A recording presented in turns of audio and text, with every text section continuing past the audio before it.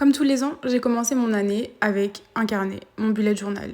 Et dans ce bullet journal, un de mes premiers objectifs, c'était de parler à cœur ouvert sur mon compte Instagram des crises d'hyperphagie. Je me sens indépendante, comme si j'étais à l'extérieur de mon propre corps. C'est quelque chose qui me tient extrêmement à cœur parce que j'en ai longtemps souffert. Alors j'ai fait d'autres vidéos sur YouTube. Je pensais être seule et grâce à toi, je mets enfin un mot sur cela. C'est pas simple d'aborder ces sujets-là, mais je le fais pour m'aider moi-même et pour aider les autres. J'espère qu'à travers moi, à travers mon parcours, vous trouverez un petit peu de réconfort et vous apprendrez à devenir vous-même. Bref, bienvenue dans La lettre à mon corps et à ma tête, mon année 2020.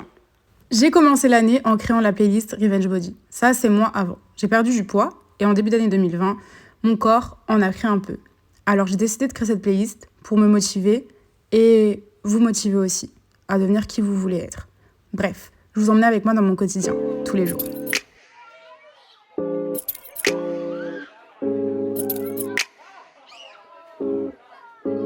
Bref, ma vie suit son cours et en janvier, je pars à Paris pour mon premier shooting. Come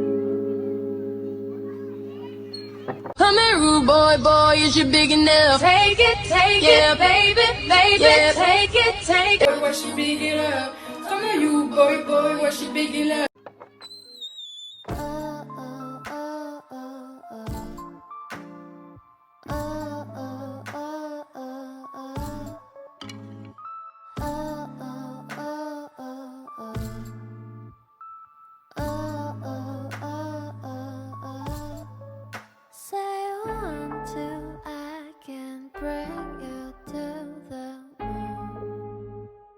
Retour à la maison et comme tout le monde l'annonce du confinement et le début des problèmes. Tous ces outils doivent nous permettre...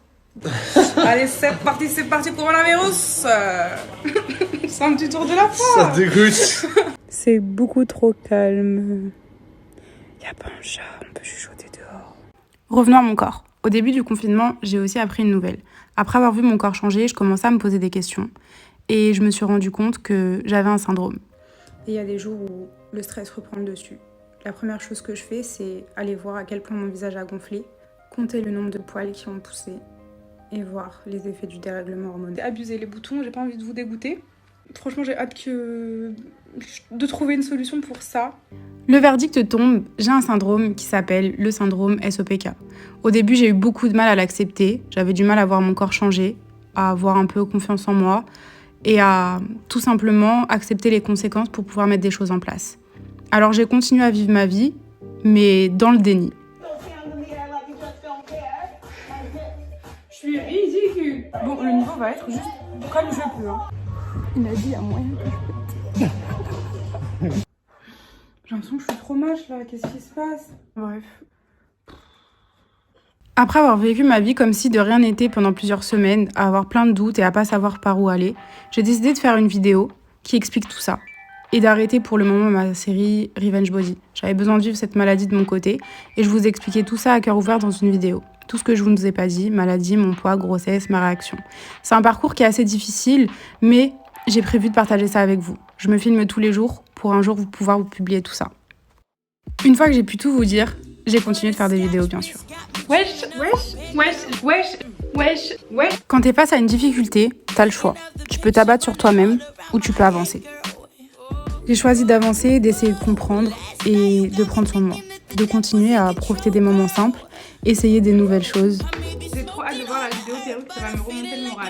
Oh que oui! Je suis avec ma sœur! J'aime trop l'odeur de ma mère, je vais la sentir.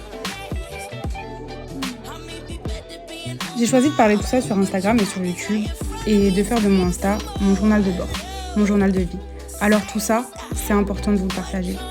C'est important de vous partager aussi ces moments-là. Et cette année, ça a été comme ça. Et ce que j'ai le plus retenu de cette année-là, plus que jamais, et ce que j'essaye de vous transmettre tous les jours, c'est de vous aimer à l'instant T, sous tous les angles.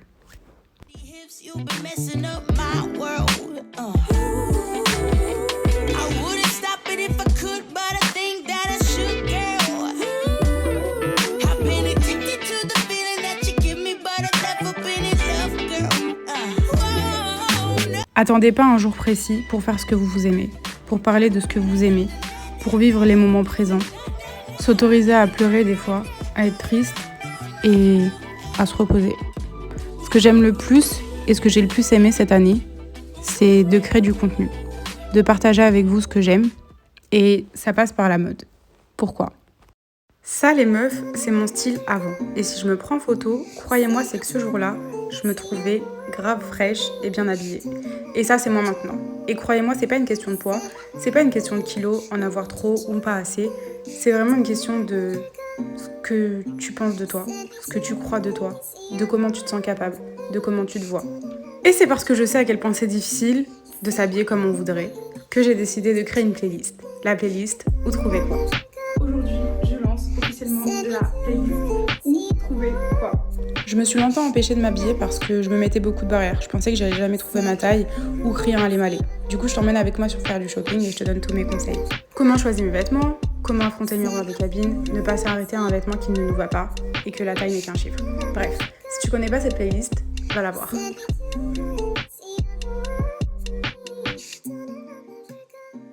Bref, mon très cher corps, cette année, j'ai plus que kiffé t'habiller et chercher des nouveaux styles. Oser plein de choses que j'avais jamais osé, même si des fois ça fonctionne pas trop.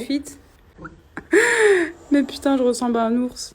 Bref, si t'es comme ça sur ton tel, à te dire, je pourrais jamais m'habiller comme ci ou comme ça parce que j'ai des kilos en moins ou en trop, lève-toi. Plus que jamais, la leçon de 2020 que je veux t'apprendre et te montrer à travers cette vidéo, c'est que tu dois t'aimer maintenant et pas attendre. Et si ça peut passer par la mode, comme moi, et bah tant mieux, j'espère que je peux t'aider. C'est vraiment ce qui me rend heureuse et partager avec vous encore plus. Coucou, j'espère que ça va. Bref, je vous laisse avec mes derniers moments de l'année 2020 qu'on a partagé en story Insta.